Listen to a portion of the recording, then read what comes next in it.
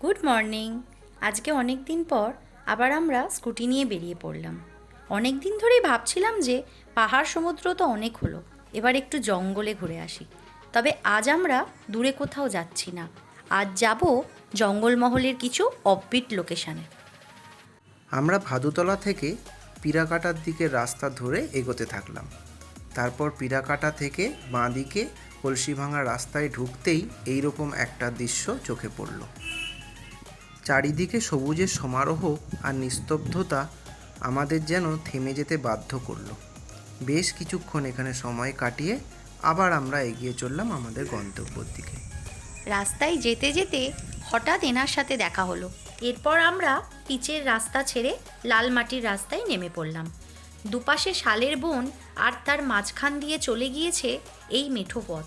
কী যে সুন্দর এক অনুভূতি, যেটা চোখে না দেখলে বলে বোঝানো যাবে না। এই রাস্তা ধরে কিছুটা এগোলেই পড়বে গুড়গুড়িপাল নেচার ক্যাম্প।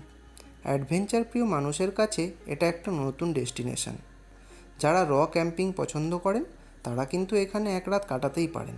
তবে আমরা এখানে স্টে করব না, আমরা এগিয়ে যাব আমাদের নেক্সট ডেস্টিনেশনের দিকে। এখন আমরা যেই জায়গাটায় এসেছি এটা চাঁদরা ফরেস্ট অফিসের ঠিক পাশেই রয়েছে। এখানে আমরা আগেও বহুবার এসেছি। জায়গাটা এতটাই শান্ত ও স্নিগ্ধ যে তার টানে আমরা বারবার ছুটে আসি এখানে। দুপাশে বিছিয়ে পড়ে আছে শালের ফল আর তার মাঝখান দিয়ে আমরা রাইড করছি। কী যে ভালো লাগছে বলে বোঝাতে পারবো না। এরপর আমরা স্কুটি থামিয়ে এখানে দাঁড়ালাম জায়গাটাকে উপভোগ করার জন্য। জায়গাটা এতটাই ফটোজেনিক যে আমরা আর লোভ সামলাতে পারলাম না, ক্যামেরা নিয়ে ক্লিক করতে শুরু করে দিলাম।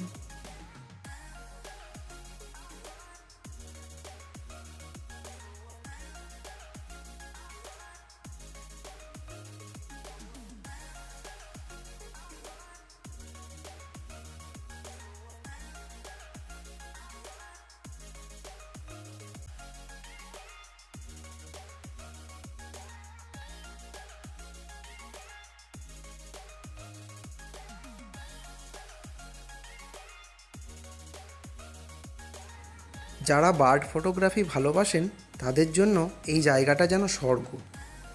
শুধু ক্যামেরা তাক করে বসে থাকুন, পাখি যেন আপনিই এসে ধরা দেবে আপনার লেন্সে।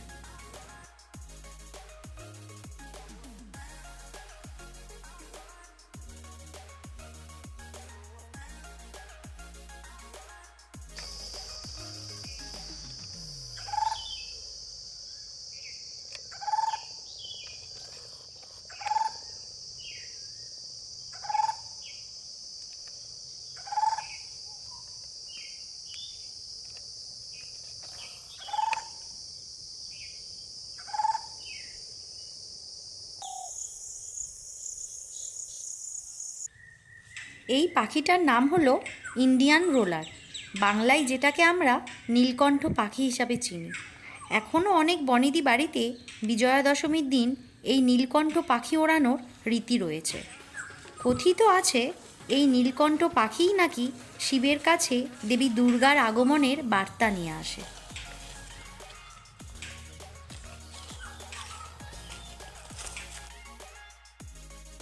এরপর আমরা এখান থেকে বেরিয়ে এই রকম একটা রাস্তা ধরে এগিয়ে চললাম।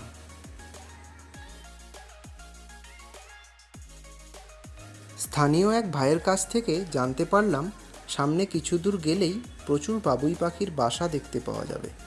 তাই এগিয়ে চললাম এই পথ ধরে।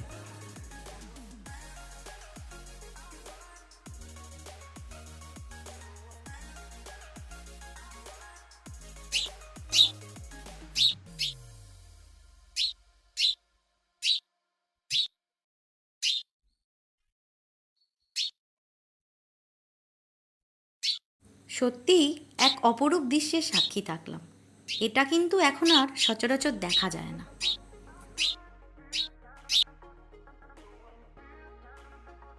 এটা ছিল আমাদের উপরি পাওনা।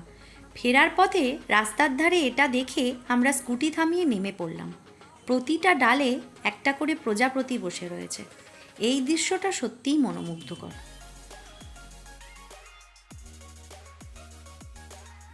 এখন ঘড়িতে প্রায় 4:30 বাজে। এবার আমাদের বাড়ি ফেরার পালা। তবে আমরা যে রাস্তা দিয়ে এসেছি সেই রাস্তা দিয়ে আর ফিরবো না, ফিরবো জঙ্গলের ভেতরের এই রাস্তাটা দিয়ে।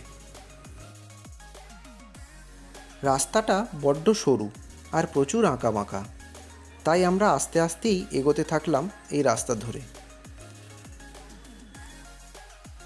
তবে বলে রাখি, জঙ্গলমহলের এই এরিয়াটা কিন্তু হাতির করিডোর, তাই স্থানীয়দের কাছ থেকে হাতির প্রেজেন্ট লোকেশন জেনে তবেই এখানে আসবেন। আমরাও তাই করেছিলাম। এই রাস্তা ধরে চলতে চলতে সামনে এরকম একটা সুন্দর ভিউ চোখে পড়ল। এর আগে আমরা পাহাড়ে বা সমুদ্রে সানসেট দেখেছি, কিন্তু আজ প্রথমবার জঙ্গলের মধ্যে সানসেট দেখব।